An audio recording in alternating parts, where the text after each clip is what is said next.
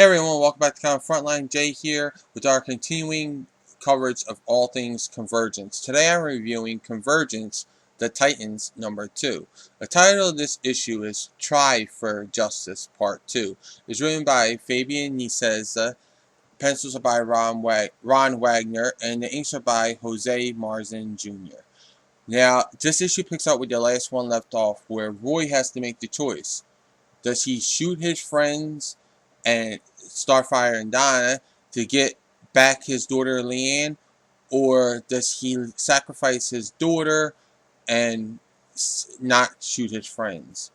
The simple is clear. He's not shooting his friends, and he's getting back his daughter.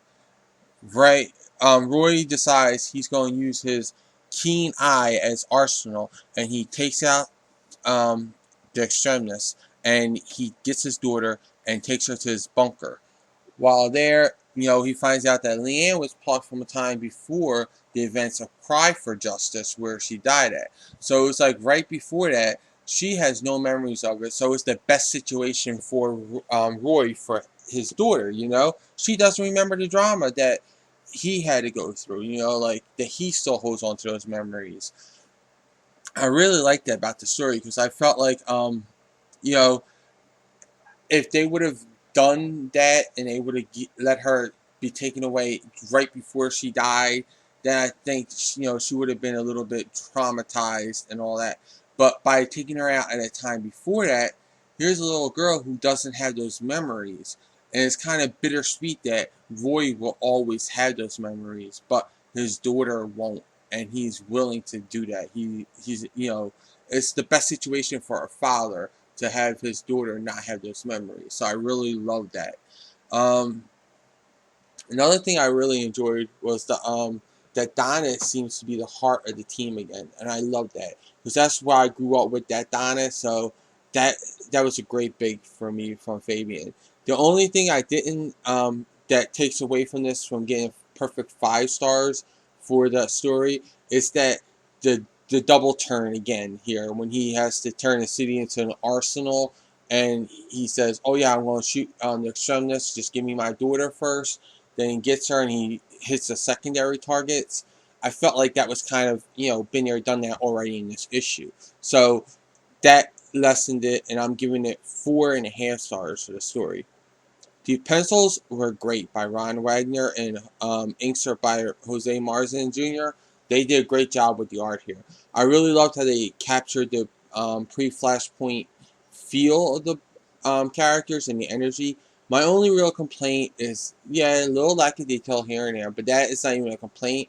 My main complaint is that Beast Boy is in bare feet, and it kind of reminded me of him being like, at times, I felt like it was Nightcrawler there. Yeah, like a green version of Nightcrawler almost, especially with the effect of him changing. So, the art is getting 4.5 stars also. Overall, I love this issue. I love the happy ending here because we get that closure. For people who are like me who hated Cry for Justice for what it did to Roy and Leanne and, the Arrow family in general, I think this is really great story right here because you get that happy ending with the father and his daughter just having that moment together. We don't know if it's going to last or not because the extremists can come and take her, but I'm hoping that DC has a little bit of a heart and they say, let Leanne live this time. Correct that mistake that you made before the New 52. Correct that mistake, DC. I'm giving this 4.5 stars for the story, 4.5 stars for the art. So overall, this is 4.5 star book, and I say pick it up. And if you don't like this, then you, my friend, have no heart because that ending was great. And I'm someone who is always told I don't have a heart when it comes to fiction. So if I'm saying it's great, then you don't have a heart if you don't like this. Once again, 4.5 stars. Pick it up. Well, those are my thoughts. Now I want to know what yours are in the comments below.